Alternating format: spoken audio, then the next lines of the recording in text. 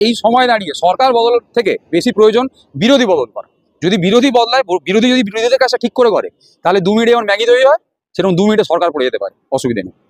দলটা যখন থেকে জন্মেছে, 1980 সালের কথা বলছি না, আগে জনসংঘ বলুন, তার আগে যদি বলেন এদের যে ইতিহাসটা, এদের ইতিহাসটাই হিন্দুদেরকে বোকা বানানোর ইতিহাস।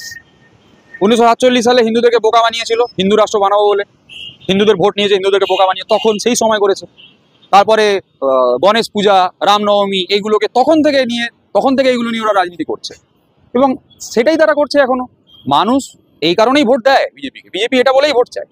আর তার সাথে সাথে আপনি যে বললেন বিধানসভা বিরোধী দলের কাজটা কি? সরকারের যে কাজগুলো, তার ভুল ভ্রান্তিগুলো ধরা, সরকারের কাছে উত্তর চাওয়া, সেই কাজটা কি তারা করে? আপনি দেখবেন বিধানসভাতে সার্কাস চলে সবসময়।